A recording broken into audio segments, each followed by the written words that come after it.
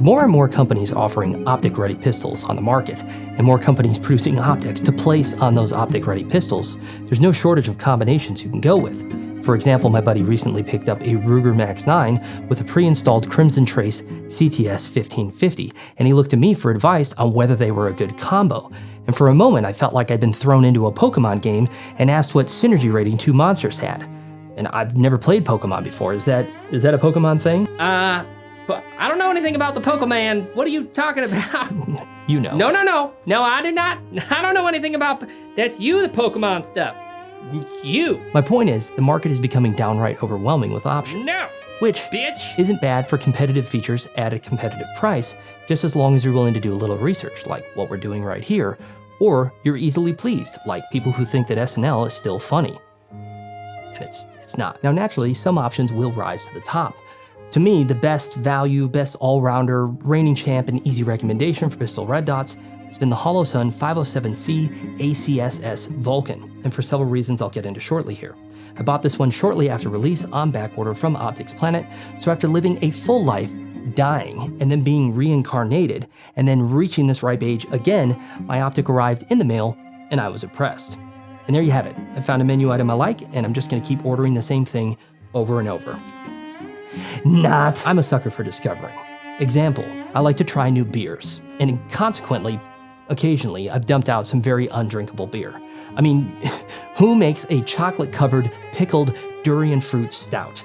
And even worse, what moron buys it? Well, I gave it a 3 out of 5, which is still better than most IPAs. Well, this new brew, well, not new to me, is the Burris Fast Fire 4, or FF4. Burris sent this alongside the RT6 LPVO I reviewed recently, so make sure to check out that video here. So does this competitor glass have the ass, or does it pale ale in comparison to the Holosun? Now before we get into that, I did use the Arex Delta M Tactical in this video as a comparison base because of its similarity to the M that I already have, Prison wallet. thus eliminating any outside factors that could influence my shooting comparison between the two optics. Now it does have a longer barrel and an extended mag release, but they shoot largely the same.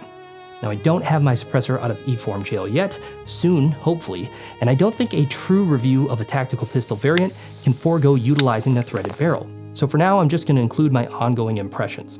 That will be near the end, and I've chaptered it in the description below if that's what you came for. This episode is sponsored by X-Star USA, makers of the EP9 pistol, which, if you're not aware, is a segment buster with its great performance, lightweight, and best of all, low price tag. It's pretty reliable too, which doesn't hurt. X-Star is also now offering their EM9 18 Glock style mags in, you guessed it, 18 round capacities. These have a really good fit and finish that I'd place above P-mags, and they've run wonderfully both in the EP9 and the Glocks that we've tried. As of this video, a single mag is $12, but a 5-pack is $45, and as Plato famously said, Mo Mags is Mo Betta. Best of all, X-Star is an American company making stuff in America. Good on them. Ammo in this video was graciously provided by Global Ordnance, as were the two firearms in this video. My original Delta L was purchased by me, and I'd do it again, but it's nice to have more around, especially for testing purposes. The Bellum 9mm that we used in this video has worked incredibly well thus far, and I've shot a little over 2,000 rounds of it to date. They also have a great selection of 223, 7.62x39, 22 long rifles, 6mm, 338, 308, shotgun shells, and a lot more from range to match grade, with a slew of deals popping up all the time. Also, they do ammo giveaways on their Instagram and website regularly, so check that out. Also, check out the link pinned in the comment below for ammo and other stuff. Axial hearing protection has become my preferred ear pros, and it's really nice having in-ear on hot days, or if you wear eye pro or a hat. They have great battery life, 29 decibels of hearing protection, and they're very comfy. Check out the link below to get a deal on yours. It helps me out, and the more pairs you buy at once, the bigger the discount you get. I'm also a huge advocate for eye protection, and it pains me to see cheap and uncomfortable eyewear that ends up not being worn. A new affiliate of the channel is Gators Eyewear, worn by lots of military personnel for their rugged frames and durable lenses. If you watch the terminal lists like I did, you'll notice that a lot of the operators wear them in the show for real-life accuracy. Even Jack Carr is wearing them when That link should be up by now, or it will be soon, and you can get 15% off by using it. So let's get back to it. A little bit of backstory first. The Burris Final Fantasy IV is a big overhaul compared to previous iterations, which is good because its predecessor, the Fast and Furious 3 Tokyo Drift, looked like an Amazon special. And though looks are not necessarily an indicator of performance or quality, just look at Danny DeVito, a true diamond in the rough. I just wanna be pure. Good looks typically don't hurt sales. Just look at the talentless Kardashian. You just have no idea. So let's get into it. But first, let's clarify that these are tools, and just like any other tool, you need the right one for the job. I'm not gonna crown a victor here, boo, but rather I'm gonna give you impressions beyond the numbers that you can use to make an informed choice.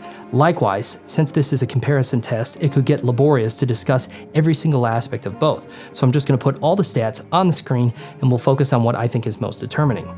The Burris Fortune 500 4 and the Holosun 507c ACSS Vulcan Te-Plana Hoth type surveyorship. A Star Trek joke, really? Oh, that was real original. That's fair. Yeah. All right. You know who you should write for? Saturday Night Live. See what the full circle, right back at you. I got you. You know what they say, judge not, lest you be judged, because that same standard will be used against you. And you suck it. Oh, I said a bad word. Damn it. Oh, I said another bad one.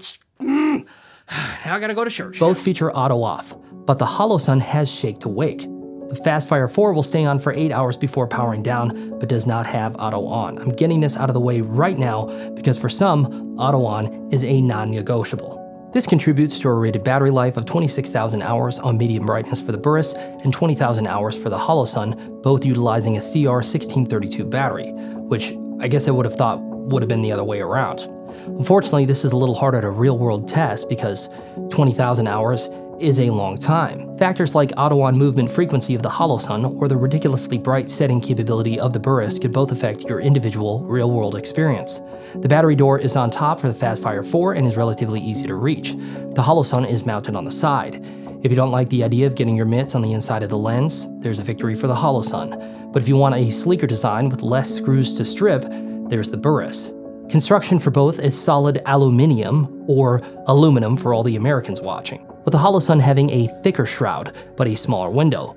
Likewise, the lens of the Holosun is more recessed, so if you're going to daily carry this and want the emergency ability to rack the slide using the optic against a ledge, the 507c will do a better job protecting the glass, in my opinion. Now the Fast Fire 4 is far from flimsy, and the shroud protrudes on top to give some sort of protection against the lens, and the view is much wider. Weight is within 1/10 of an ounce between the two. Some standout features are the solar backup on the Holosun, which provides power if the battery dies, but it does not charge the battery, while the Burris features an add-on shroud that doesn't fit. A solar backup is cool, but I don't think it's a game changer with how long the battery life is on both of these, unless you forget to change it. The shroud, on the other hand, makes the Burris more flexible and preferable in all weather conditions, or when running and gunning on something like a pistol caliber carbine or a shotgun. Unfortunately, the shroud's mounting design hugs it right up against the rear sight on handguns, and in some cases, like these Deltas, it will not clear it.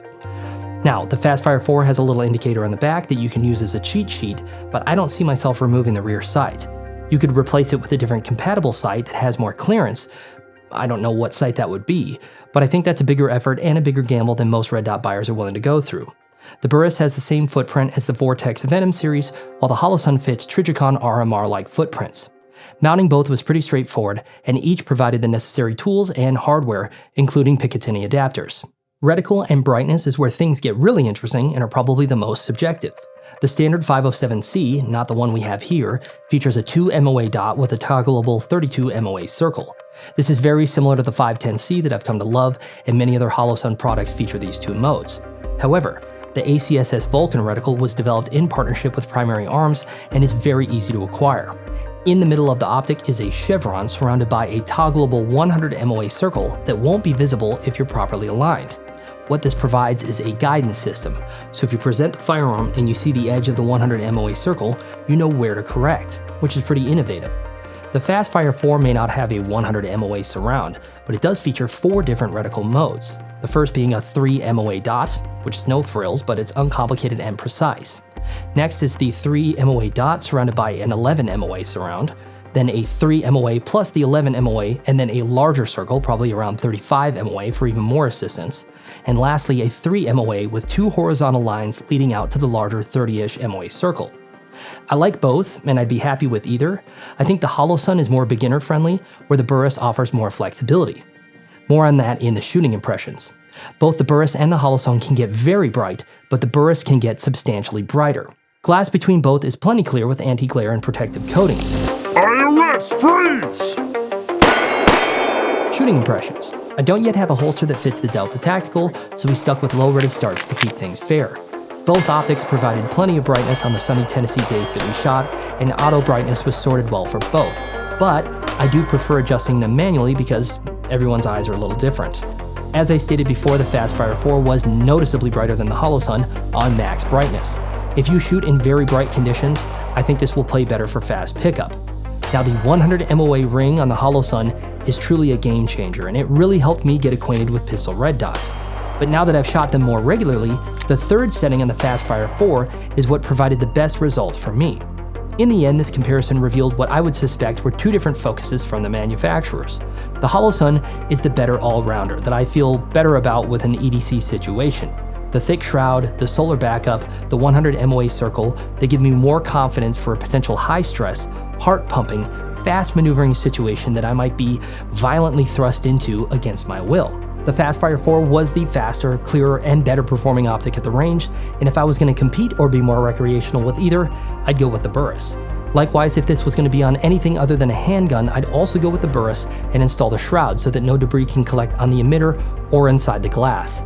Josh felt similarly, stating that his needs are mainly EDC based, and so the shake to wake for the Holosun was a no-brainer. However, he thought that the reticle options, brightness, and the wider view made the Burris the more enjoyable shooter. So again, the needs of the user will dictate the tools. Street price as of this video for the Burris is around $350 and the Holosun around $320, with the latter also offering a green dot version for usually about $20 more. Warranty-wise, Holosun has a limited lifetime warranty with varying coverages for glass, housing, controls, the illumination system, exclusively for the original owner upon registration. The Burris, however, has a forever warranty that is transferable, has a no questions asked policy, and has no receipt required, which is pretty rad. The Delta Tactical that we talked about earlier is very cool. The extended mag release is very easy to manipulate, and if you've been considering purchasing one for your non-tactical Delta, I highly recommend it. It's still small enough and has enough resistance that I don't think your gut will eject the mag if you EDC with it, but I will reserve certainty for when I have a concealed holster that I can test it with.